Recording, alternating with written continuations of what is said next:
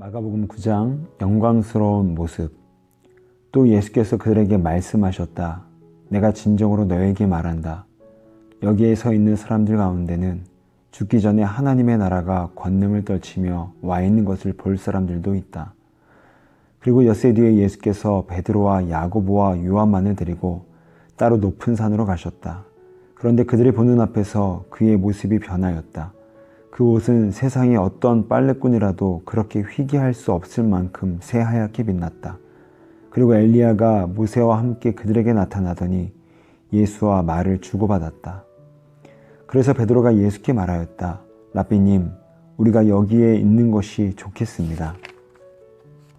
우리가 초막셋을 지어서 하나에는 랍비님을, 하나에는 모세를, 하나에는 엘리야를 모시겠습니다. 베드로는 무슨 말을 해야 좋을지 몰라서 이런 말을 했던 것이다. 제자들이 겁에 질렸기 때문이다.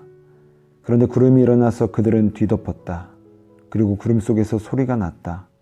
이는 내 사랑하는 아들이다. 너희는 그의 말을 들어라. 그들이 문득 둘러보았으나 아무도 없고 예수만 그들과 함께 계셨다. 그들이 산에서 내려올 때에 예수께서는 그들에게 명하시어 인자가 죽은 사람들 가운데서 살아날 때까지는 본 것을 아무에게도 이야기하지 말라고 하셨다. 그들은 이 말씀을 간직하고 죽은 사람들 가운데서 살아난다는 것이 무슨 뜻인가를 서로 물었다. 그들이 예수께 묻기를 어찌하여 율법학자들은 엘리야가 먼저 와야 한다고 합니까?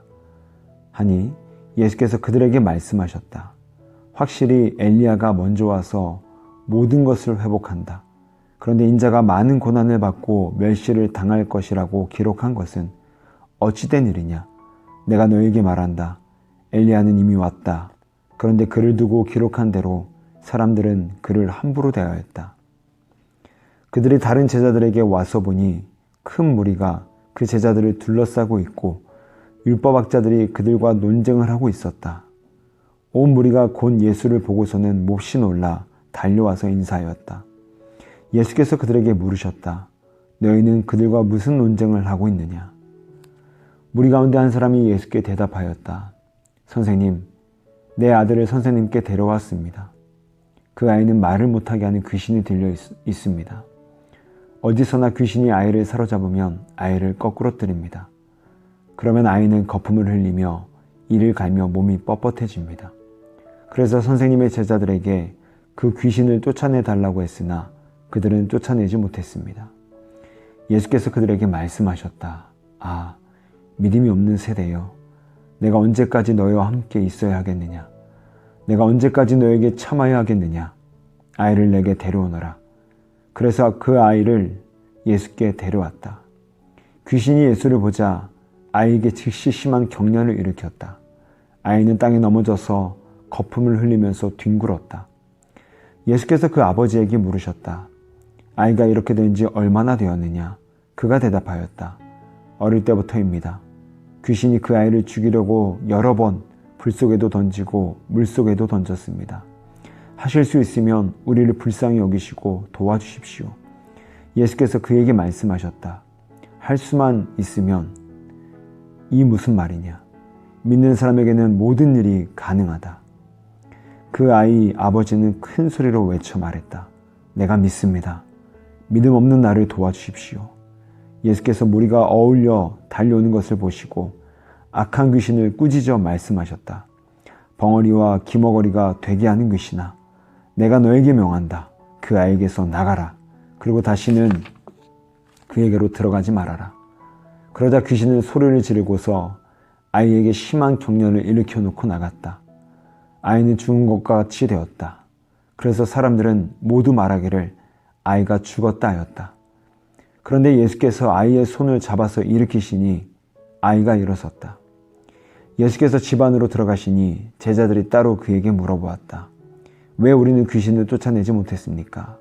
예수께서 그들에게 대답하셨다. 이런 부류는 기도로 쫓아내지 않고는 어떤 수로도 쫓아낼 수 없다. 그들은 거기에서 나와서 갈릴리를 가로질러 가고 있었다. 예수께서는 이것을 남들이 알기를 바라지 않으셨다. 그것은 예수께서 제자들을 가르치시며 인자가 사람들의 손에 넘어가고 사람들이 그를 죽이고 그가 죽임을 당하고 나서 사흘 후에 살아날 것이라고 그들에게 말씀하고 계셨기 때문이다. 그러나 제자들은 그 말씀을 깨닫지 못하였고 예수께 묻기조차 두려워하였다. 그들은 가버나움으로 갔다. 예수께서 집 안에 계실 때에 제자들에게 물으셨다. 너희가 길에서 무슨 일로 다투었느냐? 제자들은 잠잠하였다. 그들은 길에서 누가 가장 큰 사람이냐 하는 것으로 서로 다투었던 것이다.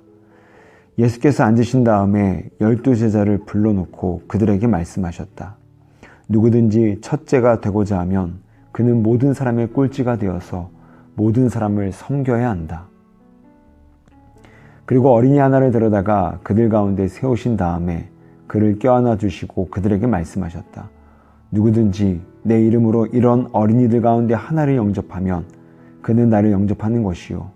누구든지 나를 영접하는 사람은 나를 영접하는 것보다 나를 보내신 분을 영접하는 것이다. 요한이 예수께 말하였다. 선생님, 어떤 사람이 선생님의 이름으로 귀신들을 쫓아내는 것을 우리가 보았습니다.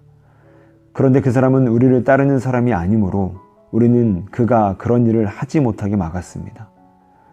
그러나 예수께서는 이렇게 말씀하셨다. 막지 말아라.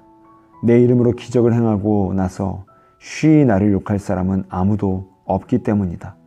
우리를 반대하지 않는 사람은 우리를 지지하는 사람이다. 내가 진정으로 너희에게 말한다. 너희가 그리스도의 사람이라고 해서 너희에게 물 한 잔이라도 주는 사람은 절대로 자기가 받을 상을 잃지 않을 것이다. 또 나를 믿는 이 작은 사람들 가운데서 하나라도 죄짓게 하는 사람은 차라리 그 목에 큰 맷돌을 달고 바다에 빠지는 편이 낫다. 네 손이 너를 죄짓게 하거든 그것을 찍어버려라. 네가 두 손을 가지고 지옥에 곧 꺼지지 않는 불 속에 들어가는 것보다 차라리 한 손을 잃은 채로 생명에 들어가는 것이 낫다. 네 발이 너를 죄짓게 하거든 그것을 찍어버려라. 네가 두 발을 가지고 지옥에 들어가는 것보다 차라리 한 발을 잃었으나 생명에 들어가는 것이 낫다. 또 내 눈이 너를 죄짓게 하거든 그것을 빼어버려라. 네가 두 눈을 가지고 지옥에 들어가는 것보다 차라리 한 눈으로 하나님의 나라에 들어가는 것이 낫다. 지옥에서는 그들을 파먹는 구더기들도 죽지 않고 불도 꺼지지 않는다. 모든 사람이 다 소금에 절이듯 불에 절여질 것이다. 소금은 좋은 것이다. 그러나 소금이 짠맛을 잃으면 너희는 무엇으로 그것을 짜게 하겠느냐? 너희는 너희 가운데 소금을 쳐두어서 서로 화목하게 지내어라.